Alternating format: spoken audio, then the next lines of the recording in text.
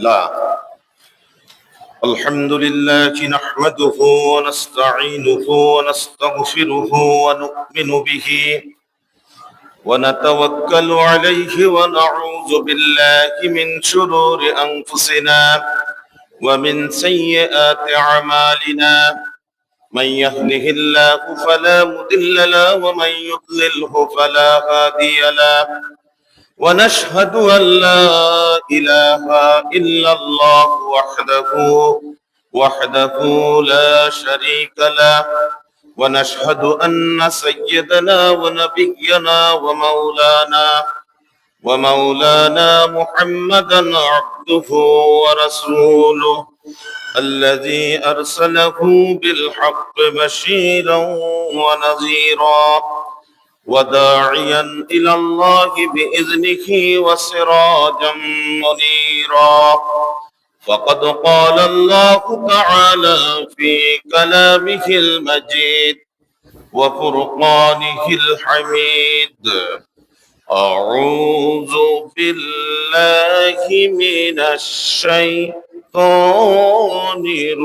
الرجيم بسم الله الرحمن الرحيم لقد من الله على المؤمنين إذ بعث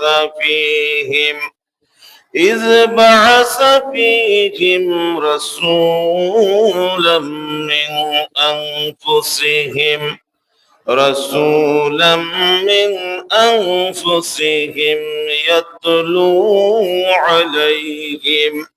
يتلو عليهم آياته ويزكيهم ويعلمهم الكتاب والحكمة وإن كانوا من قبل لفي ضلال مبين إن الله وملائكته يصلون على النبي يا أيها الذين آمنوا صلوا عليه وسلموا تسليما اللهم صل على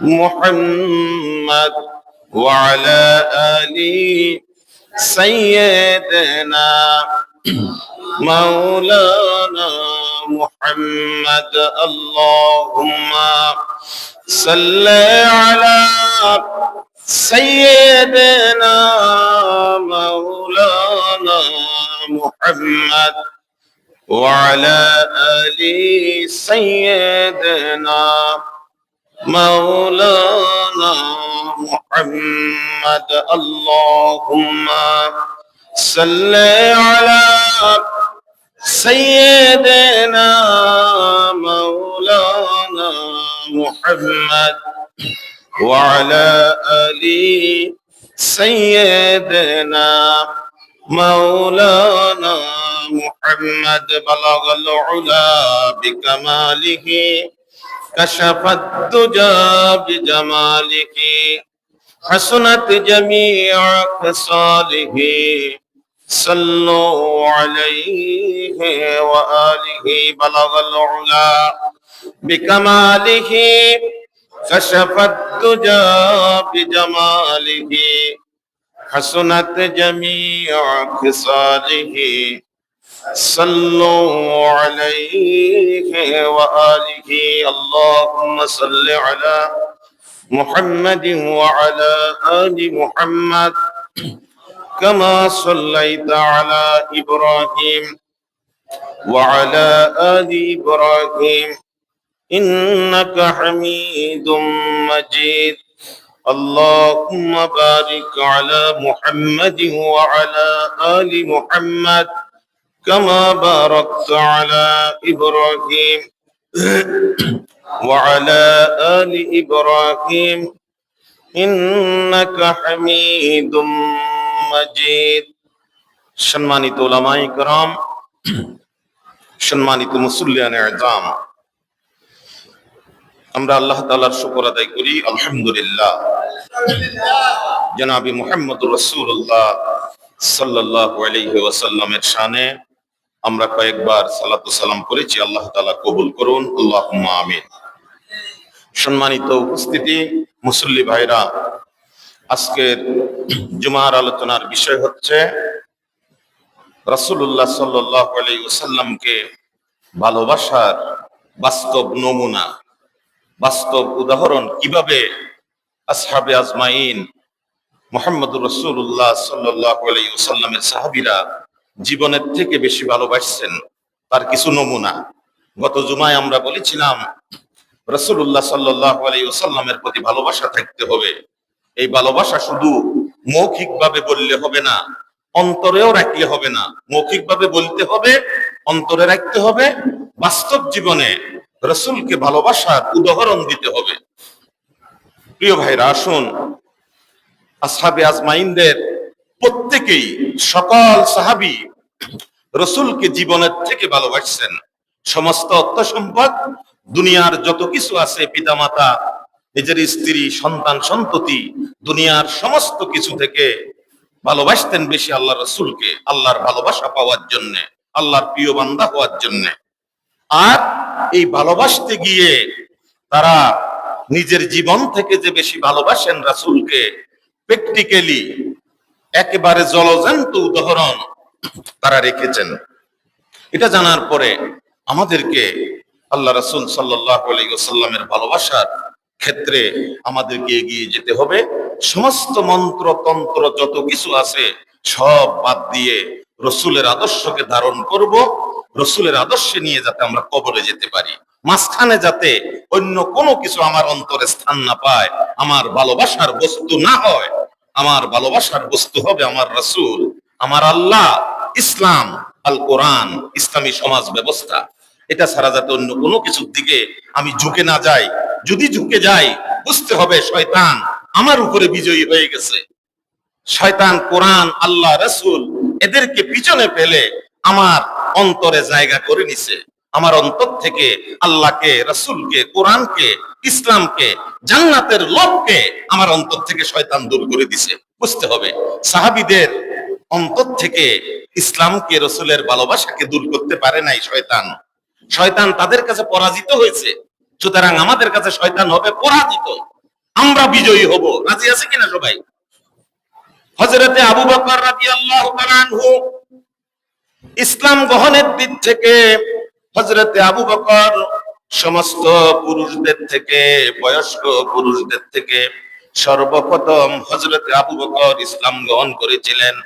হযরতে আবু বকর ইসলাম গ্রহণ করার পরে ইসলামকে এমন ভাবে বুঝেছেন, কোরআনকে এমন ভাবে বুঝেছেন, আল্লাহর নবীকে এমন ভাবে চিনেছেন, হযরতে আবু বকর দ্বিতীয়বার পিছনের দিকে ফিরে তাকান নাই।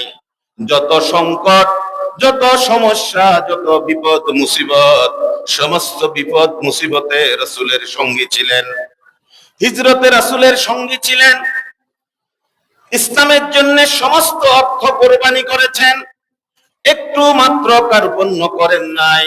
রাসূলের ভালোবাসা অন্তরে ছিল, আল্লাহর ভালোবাসা অন্তরে ছিল।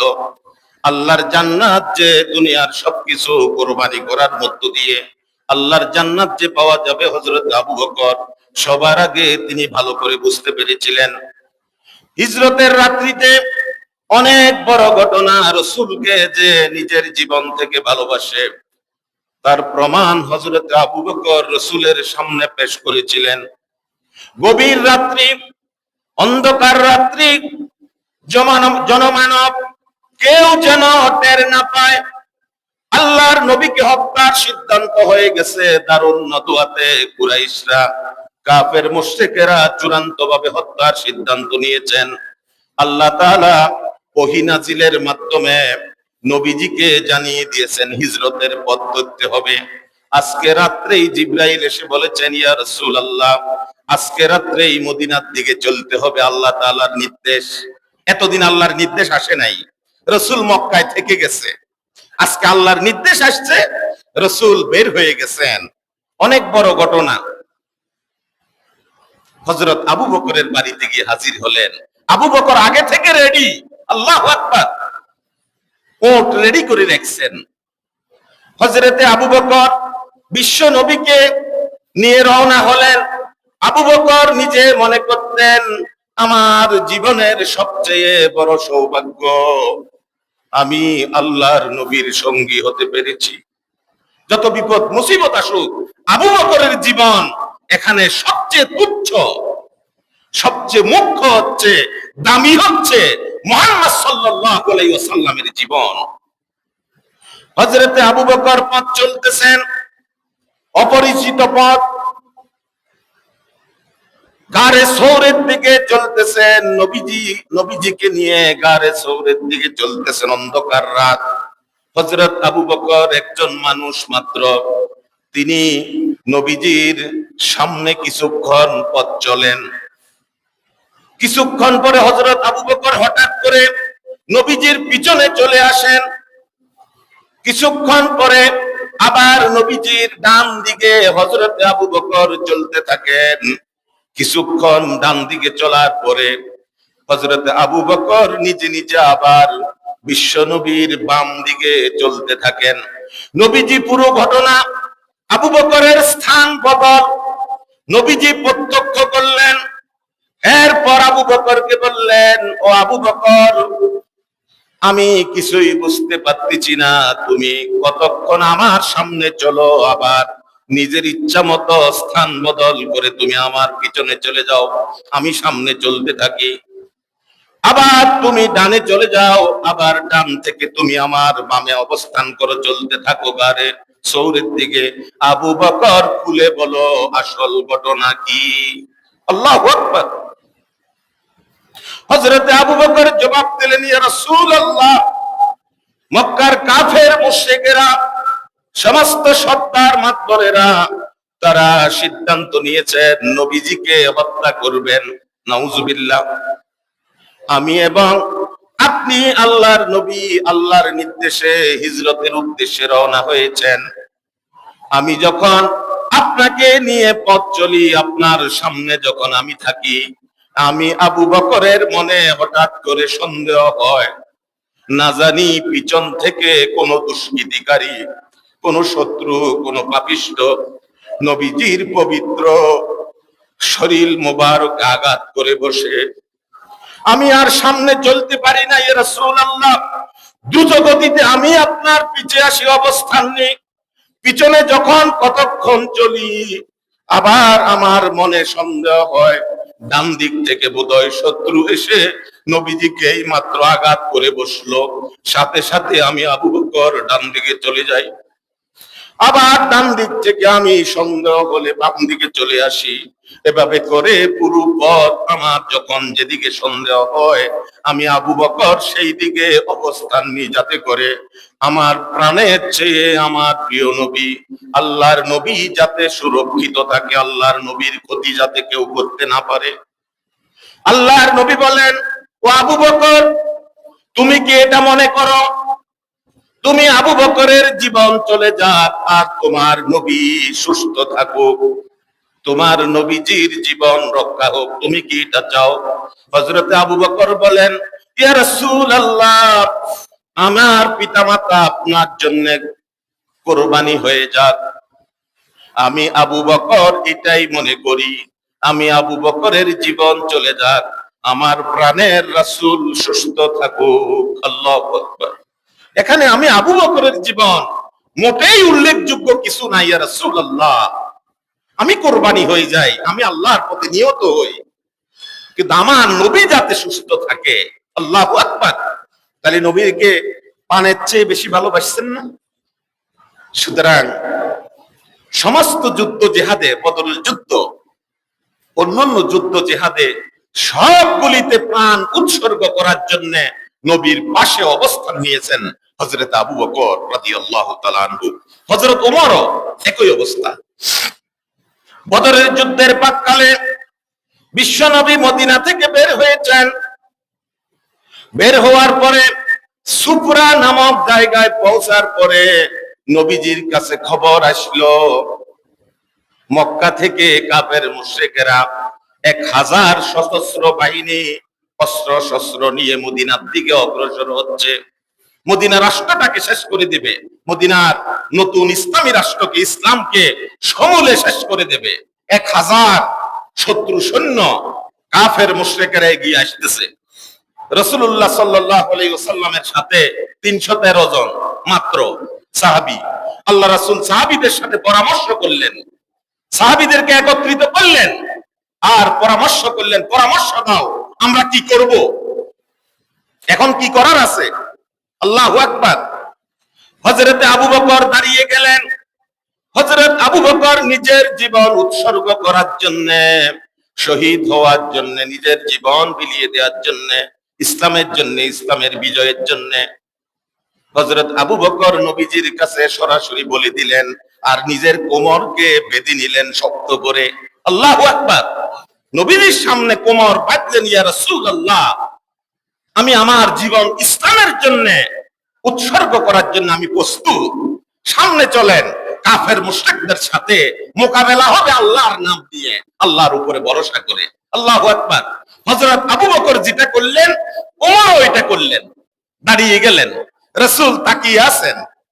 আল্লাহর নবীর একজন সাহাবী হযরত মিকদাদ ইবনে আসওয়াদ রাদিয়াল্লাহু তাআলা আনহু, তিনি এবার দাঁড়ালেন। তিনি দাঁড়িয়ে একটা বক্তব্য দিলেন, আল্লাহর নবীকে উদ্দেশ্য করে বলেন, ইয়া রাসূলুল্লাহ, আমি আপনার সাহাবী, আল্লাহর বান্দা মিকদাদ ইবনে আসওয়াদ, আমি মিকদাদ। ইয়া রাসূলুল্লাহ, আমি ঘোষণা করতে চাই, আল্লাহ তাআলা আপনাকে সত্য সহ এই জমিনে প্রেরণ করেছেন, সত্যের বিধান দিয়ে। আপনি সত্য নবী, আমরা আপনার সাথে আছি, আপনাকে বিচ্ছিন্ন করে কোথাও যাব না, আপনার সাথে আছি। আমরা মুসা আলাইহিস সালামের উম্মতের মতো এই কথা বলবো না কখনো। মুসা আলাইহিস সালামের উম্মতেরা শত্রুর মোকাবেলার সময় মুসা আলাইহিস সালামের উম্মতেরা বলেছিল, ও আল্লাহর পয়গম্বর মুসা, আমরা যুদ্ধ করতে পারবো না, আপনি এবং আপনার রব আল্লাহ নিজেরা গিয়ে যুদ্ধ করেন, আমরা এখানে বসে আছি। হযরত মিকদাদ বলেন, ইয়া রাসূলুল্লাহ, মুসা আলাইহিস সালামের উম্মতের মতো আমরা কখনো এই কথা আপনাকে বলবো না, বরং আমরা বলবো আল্লাহ এবং আপনি যুদ্ধ করেন, আর সাথে সাথে আল্লাহ এবং রাসূলের সাথে আমরাও আছি যুদ্ধের ময়দানে। ইয়া রাসূলুল্লাহ, আপনি আমাদেরকে যে নির্দেশনা দেন আমরা সেই নির্দেশ মানতে রাজি আছি। আপনার ডানে, আপনার বামে, আপনার পিছনে, আপনার সামনে আমরা হাজির আছি। আল্লাহু আকবার। আমরা আছি, আপনাকে ছেড়ে আমরা কোথাও যাব না। এটার অর্থ কি? নিজের জীবন চলে যাবে, রাসূলকে ছেড়ে যেতে রাজি নয়। রাসূলের আদর্শের উপরে এমন মজবুত ভাবে তারা টিকে ছিল। আল্লাহু আকবার। হাদিস বর্ণনাকারী বুখারীর হাদিস, হযরতে আব্দুল্লাহ ইবনে মাসউদ রাদিয়াল্লাহু তাআলা আনহু এই হাদিস বর্ণনা করেন। তিনি বলেন, হযরতে মিকদাদ ইবনে আসওয়াদ যখন রাসূলের সামনে এই ধরনের কথা বলছিলেন, আল্লাহর নবী মিকদাদ ইবনে আসওয়াদের দিকে তাকিয়েছিলেন।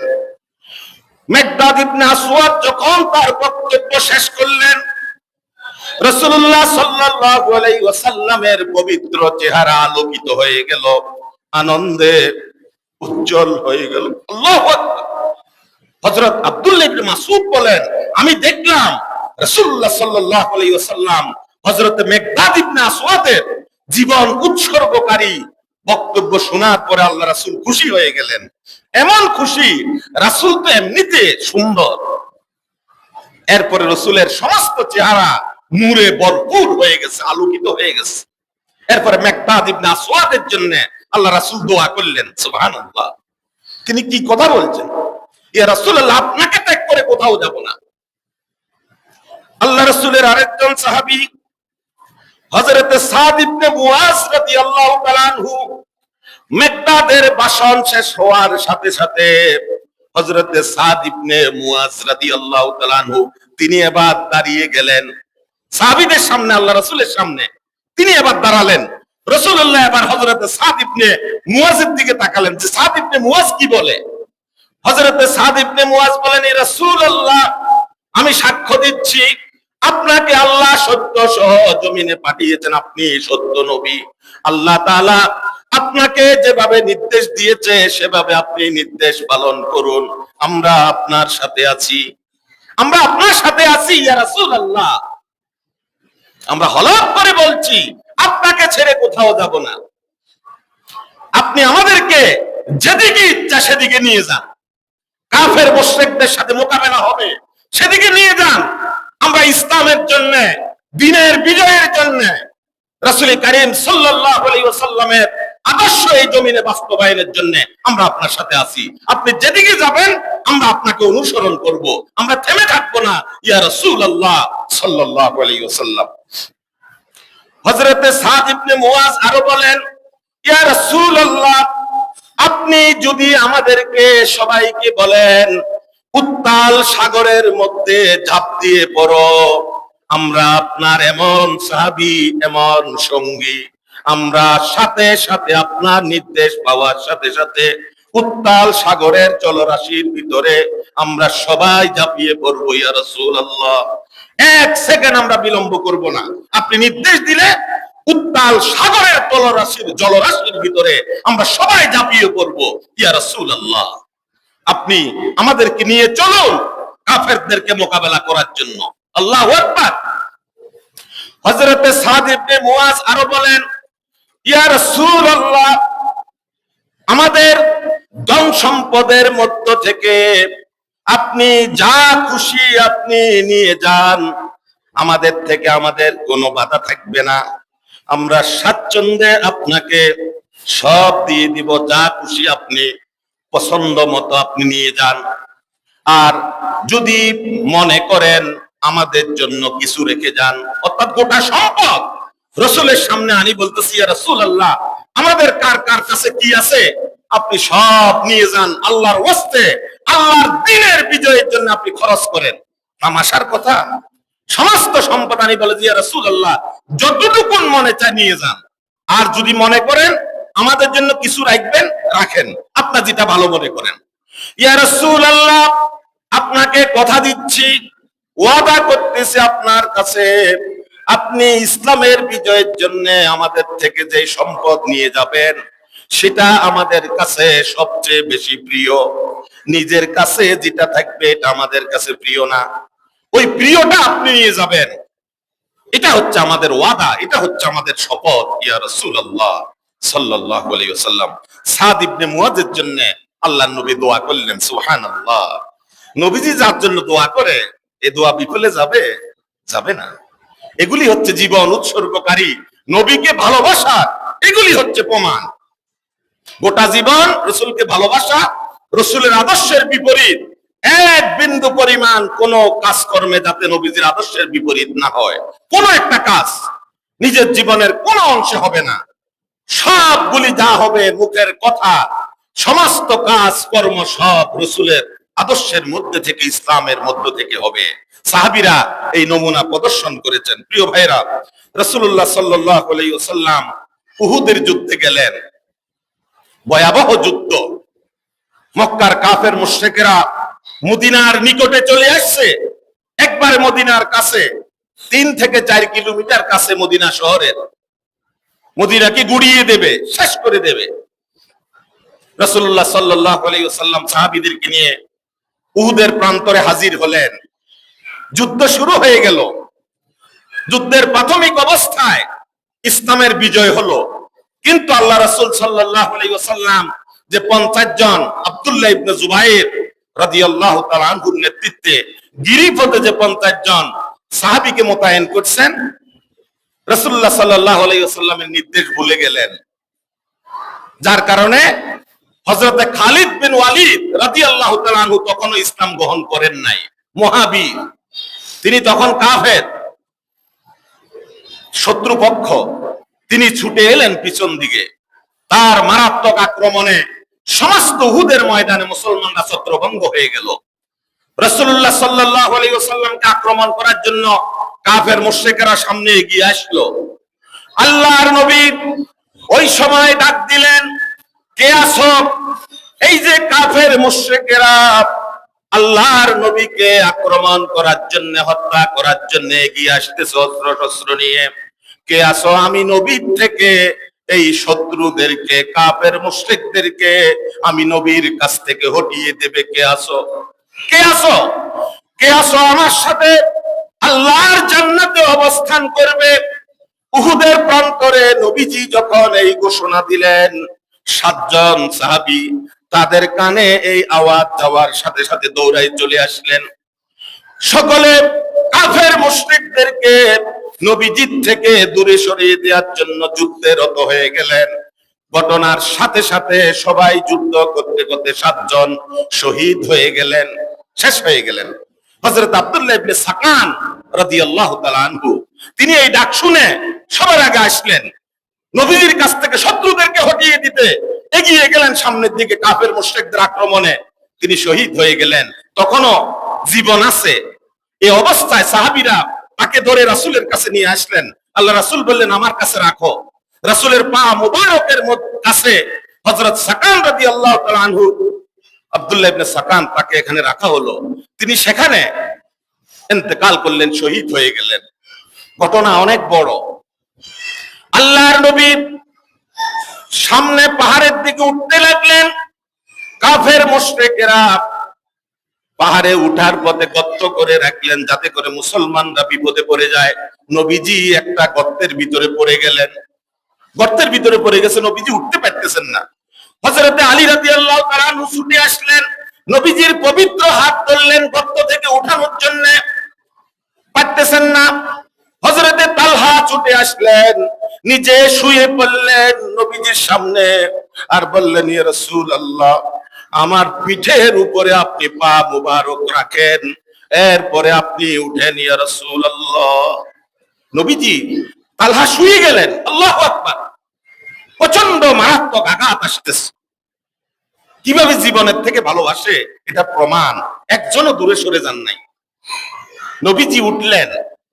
এরপর আল্লাহ নবী বললেন, তোমরা যদি জীবন্ত কোন শহীদ দেখতে চাও দুনিয়াতে, সে হচ্ছে তালহা।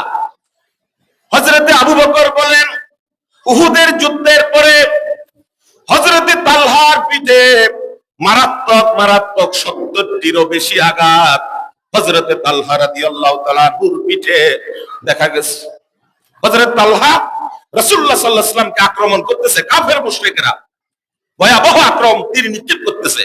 হযরতে তালহা বললেন, ইয়া রাসূলুল্লাহ, আমার বুক হবে সমস্ত কাফের মুশরিকদের তীরের নিশানা। ইয়া রাসূলুল্লাহ, আপনি এখানে বসুন, আপনি শান্ত হয়ে এখানে বসুন ইয়া রাসূলুল্লাহ। হযরত তালহা বুক, ফিট দুইটা কাফের মুশরিকদের তীরের নিশানা করছে। আবার তাদেরকে ধাওয়াবে, ঈমানের কি বল! ওইদিকে কাফের মুশরিকদেরকে দৌড়াই পিছনের দিকে নিয়ে যায়, আবার তারা ফিরে আসে। আল্লাহ নবীকে এভাবে করে ঢাল হিসেবে ব্যবহৃত হয় হযরতে তালহা রাদিয়াল্লাহু তাআলা আনহু।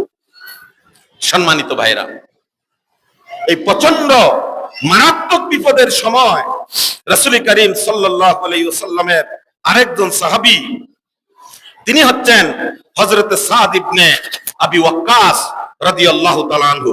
উহুদের প্রান্তরে হযরত সাদ হচ্ছেন মুসলমান, আল্লাহর নবীর সাহাবী। কিন্তু হযরত সাদ ইবনে আবি ওয়াক্কাস রাদিয়াল্লাহু তাআলা আনহুর একজন ভাই, তার নাম হচ্ছে উতবা ইবনে আবু ওয়াক্কাস, তিনি কাফের।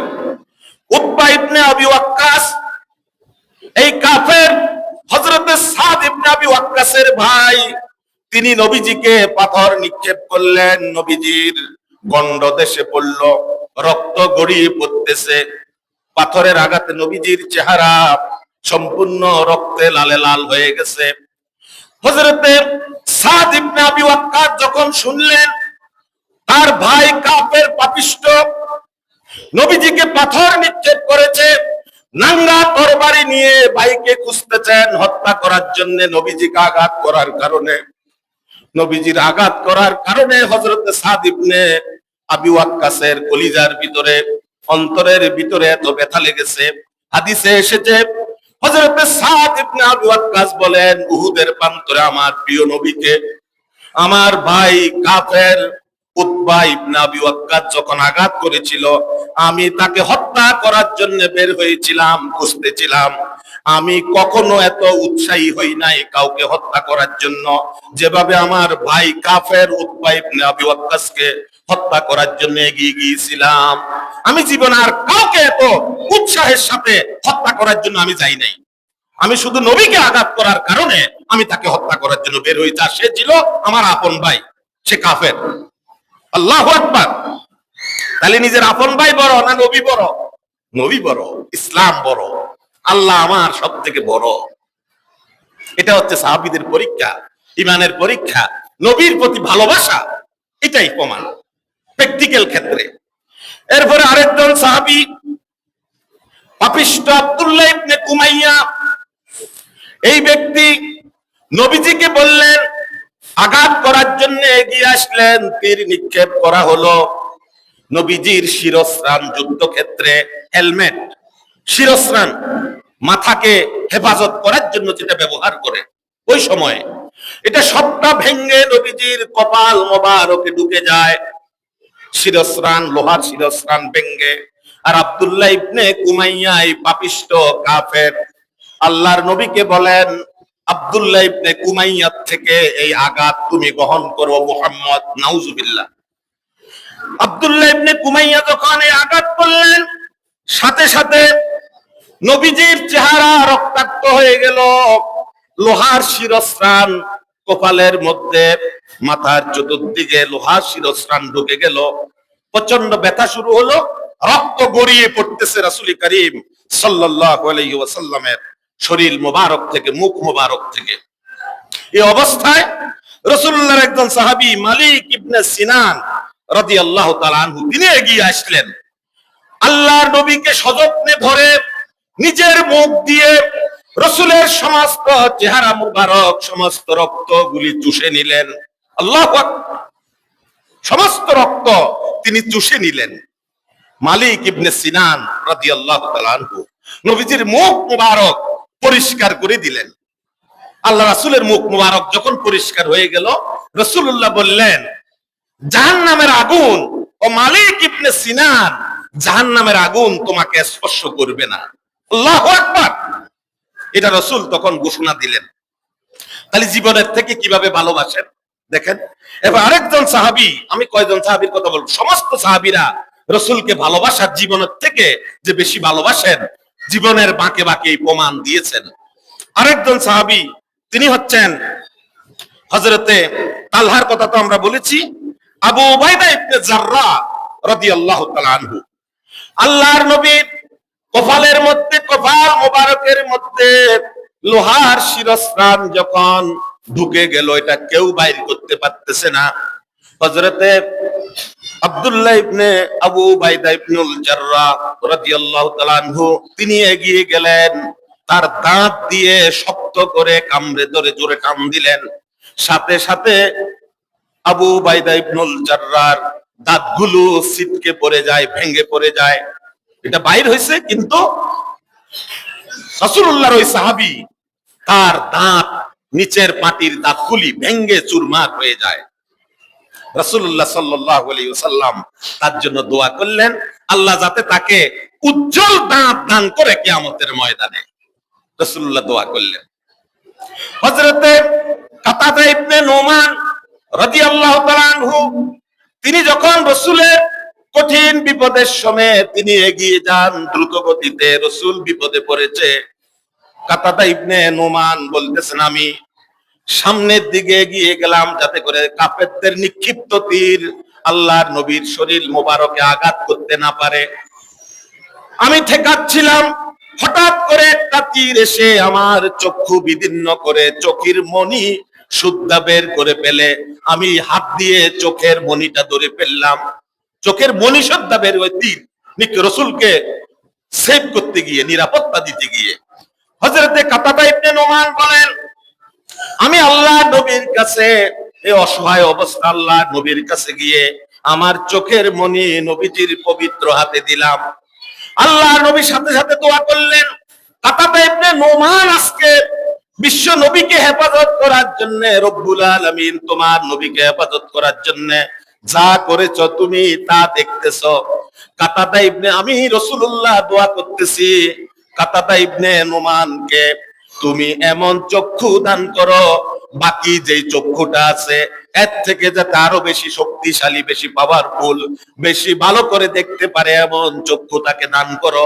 এটা বলে তার চোখের মণিটা কাতাদা ইবনে নোমানের চোখের মধ্যে লাগিয়ে দেন। মুহূর্তের মধ্যে চোখ ভালো হয়ে গেল। আল্লাহু আকবার। বুখারীর হাদিস। হযরত কাতাদা ইবনে নোমান আরো এই চক্ষু, যে চক্ষু সুস্থ ছিল এটার থেকে আরো দ্বিগুণ আলোকে দেখতে পান রাসূলুল্লাহ সাল্লাল্লাহু আলাইহি ওয়াসাল্লামকে চেক করতে গিয়ে। প্রিয় ভাইরা, সর্বশেষ হযরতে আবু দুজানা রাদিয়াল্লাহু তাআলা আনহু উহুদের প্রান্তরে নবীজিকে যখন চতুর্দিক থেকে কাফের মুশরিকরা ঘেরাও করে ফেলছে, হযরতে আবু দুজানা রাদিয়াল্লাহু তাআলা আনহু তালহা রাদিয়াল্লাহু তাআলা আনহুর সাথে শরীক হলেন। তিনি বললেন নবীজিকে কিতাবের মধ্যে এসেছে।